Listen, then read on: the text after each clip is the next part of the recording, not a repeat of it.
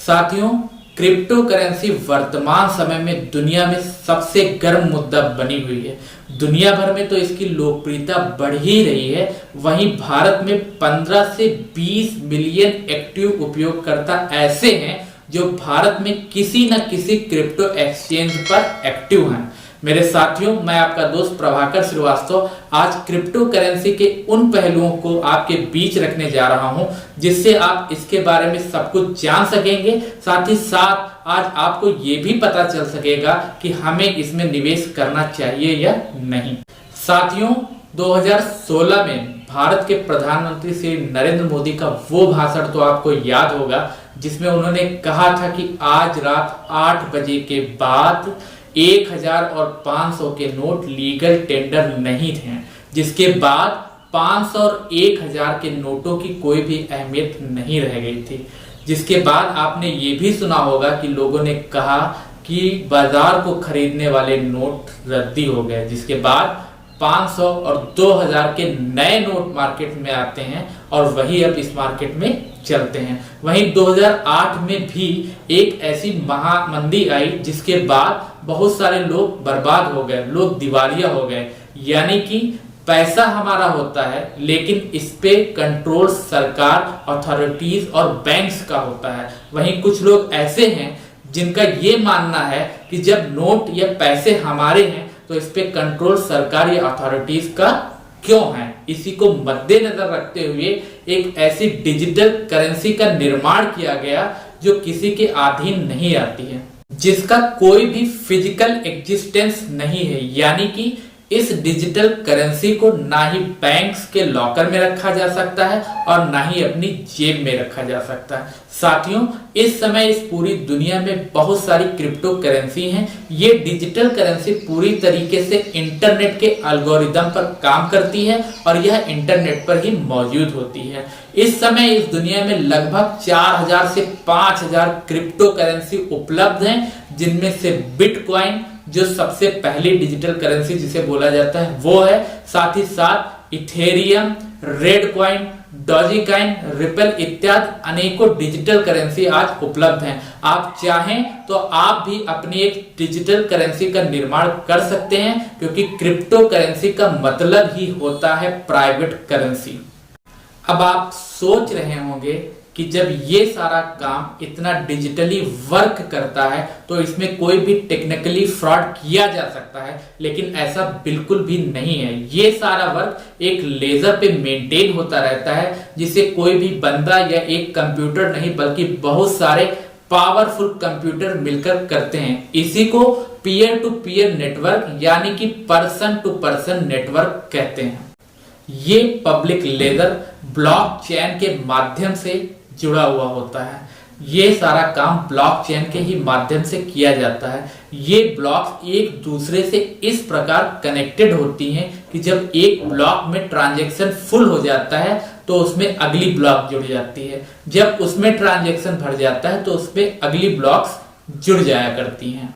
ये सारे ब्लॉक्स एक दूसरे से इस प्रकार कनेक्ट होते हैं कि जब किसी ब्लॉक में कोई ट्रांजैक्शन शुरू होता है तो वह पिछले ब्लॉक्स के ट्रांजैक्शन से ही शुरू होता है।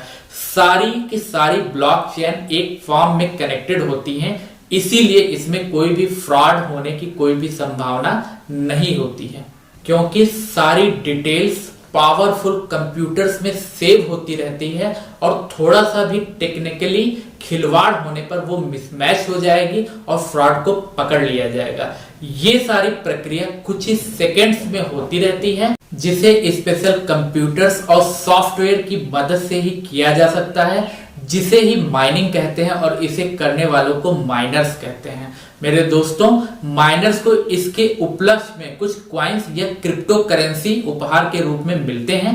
इसे आपके द्वारा भी किया जा सकता है। हाँ, जाहिर है कि इसके लिए आपको बहुत सारे पावरफुल कंप्यूटर्स का एक सेटअप लगाना पड़ेगा। साथियों, अब तक आप समझ चुके होंगे कि क्रिप्टो करेंसी के लेन देन के लिए जिस प्रक्रिया का इस्तेमाल किया जाता है उसे ब्लॉकचेन कहते हैं। ये डिजिटल करेंसी पूरी तरीके से कंप्यूटर नेटवर्क के द्वारा ही किया जाता है और इसको मॉनिटर करने के लिए कोई भी मीडिएटर बीच में नहीं होता है। ये क्रिप्टो करेंसी पूरी तरीके से कोडेड होती है। यही कारण है कि इसमें कोई भी मीडिएटर नहीं होता है, जिस कारण इस पर किसी भी देश की सरकार और अथॉरिटीज का कोई भी नियंत्रण नहीं होता है। अब आप सोच रहे होंगे कि जब इस पर किसी का कोई कंट्रोल ही नहीं है तो इसकी प्राइस इतनी घटती और बढ़ती क्यों है। तो आपको बताते चलें कि कोई भी क्रिप्टो करेंसी के लॉन्च होने से पहले ही यह डिसाइड हो जाता है कि टोटल कितने कॉइन्स को प्रोड्यूस किया जाएगा, और यह पूरी करेंसी डिमांड एंड सप्लाई के गेम पर निर्भर करती है। क्योंकि जब कोई भी चीज लिमिटेड होती है और इसकी डिमांड ज्यादा होगी तो इसके प्राइस में बढ़ोतरी होगी, और वहीं जब उसकी सप्लाई ज्यादा होगी तो उसकी प्राइस में रिडक्शन होता है। यही डिजिटल करेंसी का नियम है और यही कारण है कि क्रिप्टो करेंसी के प्राइस इतने ज्यादा फ्लक्चुएट होते रहते हैं। साथियों, अब आपका परिचय बिटकॉइन से कराते हैं। आपको जानकर हैरानी होगी कि जब 2009 में बिटकॉइन इस दुनिया में आता है तब उसका प्राइस 0 होता है। वहीं 2010 में जब लोग इसके बारे में जानने लगते हैं तब इसका प्राइस इंडियन रुपीस के हिसाब से लगभग 2 रुपए था। वहीं आज इसकी कीमत लगभग 32 लाख रुपए के आसपास हो गई है। अगर आपने उस समय इसमें 5 रुपए का निवेश किया होता तो आज आपके 5 रुपए 1 करोड़ से ज्यादा की वैल्यू रखते होते। डिमांड और सप्लाई के इस गेम में प्राइस इतना ज्यादा फ्लक्चुएट होती है कि आम इंसान के लिए उसका अंदाजा लगा पाना लगभग मुश्किल है, जिसका फायदा बड़े लोग और बड़ी कंपनियां ही उठा लेती हैं। लास्ट ईयर की बात है जब इलॉन मस्क ने लोगों से यह कह दिया कि उन्होंने बिटकॉइन में निवेश कर दिया है, तो डिमांड इतनी ज्यादा बढ़ गई कि बिटकॉइन के प्राइस लगभग 45 लाख से ज्यादा ऊपर हो गए। वहीं बाद में जब उन्होंने यह ट्वीट कर दिया कि यह एक लीगल टेंडर के रूप में एक्सेप्ट नहीं होगा, इसके प्राइस लगभग नीचे आ गए और 30 लाख तक की चले गए। आप सोच सकते हैं कि जिन लोगों ने उस टाइम पे 45 लाख रुपए का एक बिटकॉइन खरीदा होगा उनका लगभग 10 से 15 लाख का नुकसान हो चुका होगा।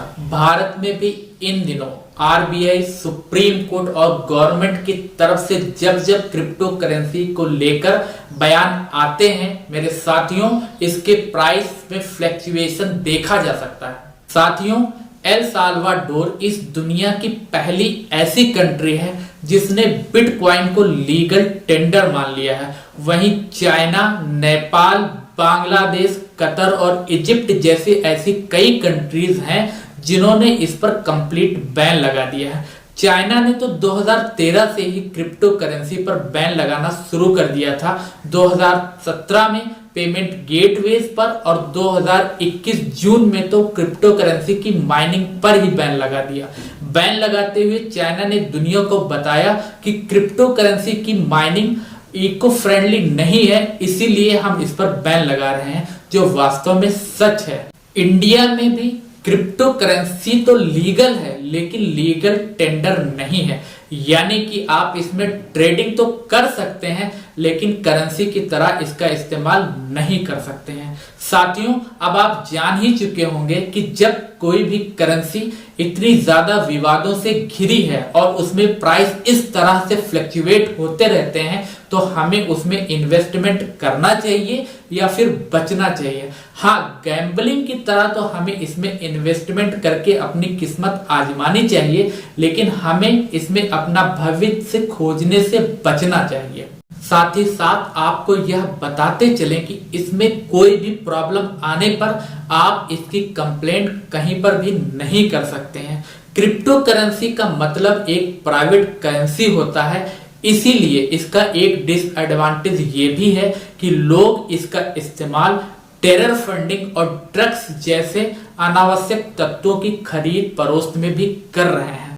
अनियमित बाजार में भारतीय निवेशकों और देश की सुरक्षा को मद्देनजर रखते हुए आरबीआई सरकार के साथ में इस पर नकेल कसने के लिए कुछ बिल्स लाने वाली है। आपको बताते चले, वहीं आरबीआई अपनी एक डिजिटल करेंसी को लॉन्च करने का मूड बना चुकी है।